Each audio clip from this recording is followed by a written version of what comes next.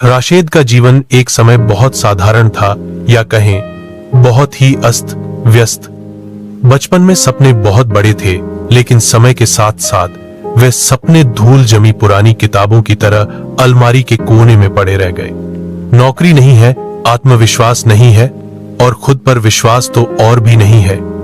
हर दिन सुबह देर से शुरू होता था और खत्म होता था अपने भाग्य को दोष देते हुए। रात से सोचता था, मुझसे कुछ नहीं होगा। यही एक वाक्य धीरे धीरे उसके जीवन का सत्य बनता जा रहा था। एक दिन सुबह एक अजीबोगरीब आवाज से नींद खुली। पास के घर के एक बूढ़े आदमी रोज की तरह सुबह उठकर टहलने निकले थे। रशीद ने खिड़की से देखा, उम्र लगभग 70 के करीब, फिर भी आंखों में अदम्य हट। जिज्ञासा से एक दिन रशीद ने पूछा, चाचा, इतनी उम्र में हर दिन क्यों टहलते हैं? बूढ़े ने हंसते हुए कहा, क्योंकि मैंने अभी तक खुद को खोया नहीं है। यह बात राशिद के मन में घर कर गई। उस दिन उसने पहली बार खुद की ओर देखकर सवाल किया, क्या मैंने खुद को ही खो दिया है? उस दिन से राशिद ने छोटे छोटे बदलाव शुरू कर दिए। सुबह उठना शुरू किया, हर दिन कम से कम 1 घंटा कुछ सीखने की कोशिश की। यूट्यूब, किताबें, ऑनलाइन कोर्स जो मिलता उसे पकड़ लेता।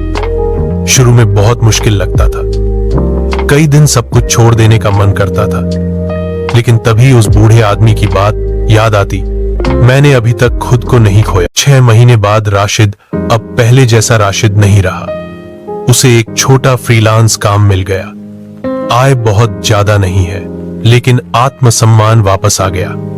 अपने कमरे में बैठकर काम करते हुए उसे एहसास हुआ कि संभावना कभी खत्म नहीं होती, हम बस कोशिश करना बंद कर देते हैं। 1 साल बाद राशिद अपने परिवार की जिम्मेदारी लेने में सक्षम हो गया।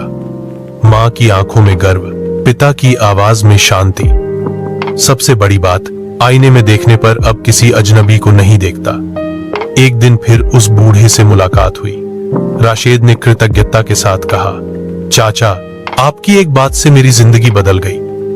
बूढ़े ने मुस्कुराते हुए जवाब दिया, मैं कुछ नहीं बदला बाबा, तुमने खुद को खोज लिया। राशिद उस दिन समझा, जीवन बदलने के लिए किसी बड़े चमत्कार की जरूरत नहीं होती। जरूरत होती है बस एक पल के फैसले की और खुद को न खोने के साहस की।